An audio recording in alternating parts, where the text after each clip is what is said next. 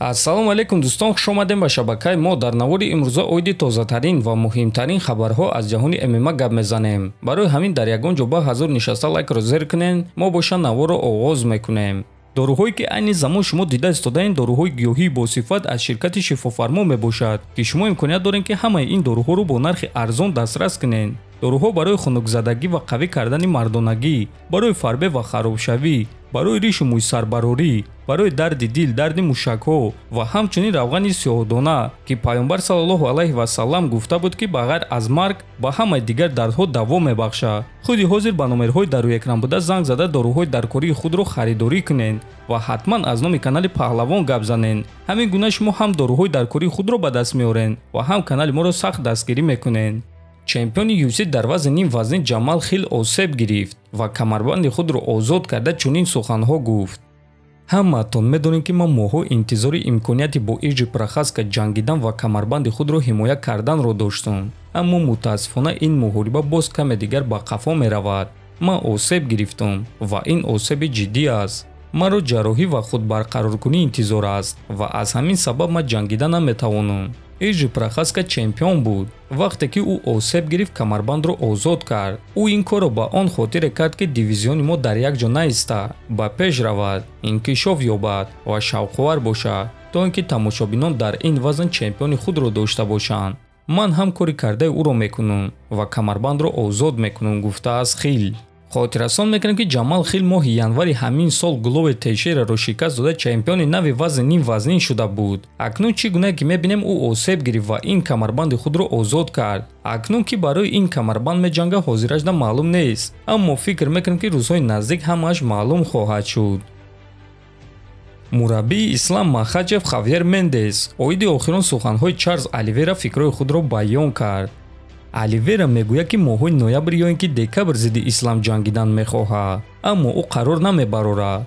вақте ки ӯ барои камарбанд меҷангад, пас қарорро ташкилоти UFC мебароранд. ман медонам ки муҳорибаи Ислам рӯзи 21 октябр ба нақша гирифта шудааст, чунки ӯ дар Абудаби дар кор аст ва ин кор маъно дорад 100%. ки рақиби Ислам мешавад, ман намедонам. рақиби ӯ ҳоло ҳам Чарлз Оливера шуда метавонад.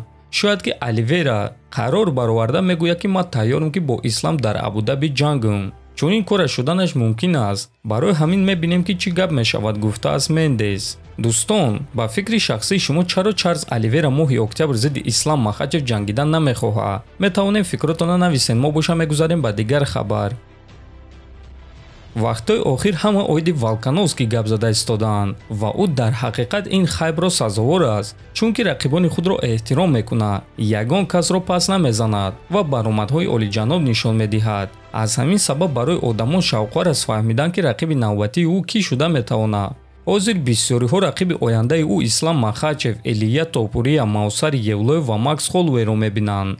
аммо дӯстон, мову шумо бояд фаромӯш накунем ки акнун дар вазни ним сабук ситораи нав пайдо шуд, ки номи ӯ Муҳаммад Наимов аст. бале, ҳоло оиди муҳорибаи ӯ зидди Волкановский гап задан барвақт аст, аммо мову шумо метавонем ки дар ин бора каме гап занем, чунки Наимов нақшаҳои калон дорад ва баъди шомил шудан ба UFC мотиватсияи ӯ боз ҳам зиёдтар шуд. худи Ҷимми Маларки баъди мағлубияташ дар инстаграми худ навишт ки хатогии беақлона карда бой додум. дар ин намуди варзиш ҷои иштибоҳ кардан нест. дарси гарон, аммо хеле муҳим. ташаккур барои дастгирӣ. ман боз ҳам сахттар бармегардум, навишта буд Маларки. ва дӯстон, чемпион Александр Волкановский ӯро дастгирӣ карда дар поёни суханҳои ӯ навишт ки ту бармегардӣ, саратро бардор.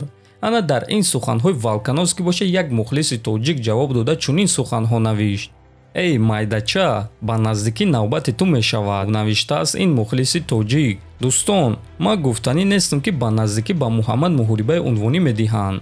ман гуфтаним ки Муҳаммад дар вазни ним сабуки UFC шанси хеле хуб дорад. забони англисиро хеле хуб медонад ва хеле хуб фикрҳои худро дар назди камераҳо баён карда метавонад.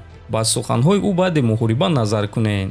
бачаҳои вазни ним сабук, барои шумо проблема пайдо шуд, проблемаи калон. ман ба ин ҷо омадам ва акнун шумо шоҳи нав доред.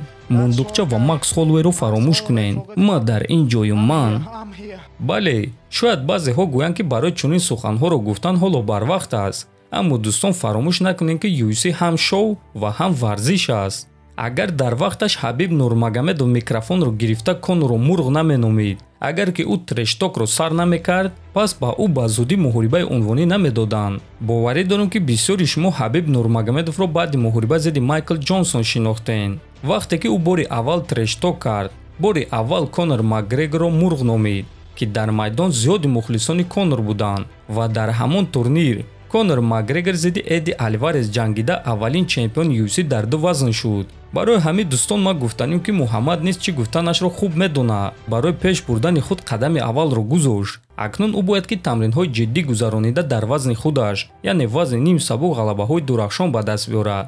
Аммо боша ба ӯ дар ин кор барор хоҳонем. дар ҳамин ҷо дӯстон навори мо ба анҷом мерасад. Шумо боша метавонед фикру ақидаҳои худро дар комментария нависен ки оё Муҳаммад Наимов имконияти чемпиони UFC шуданро дорад ё не. ҳатман дар канали мо обуна шавен то боздид хонободу сарбаланд бошен.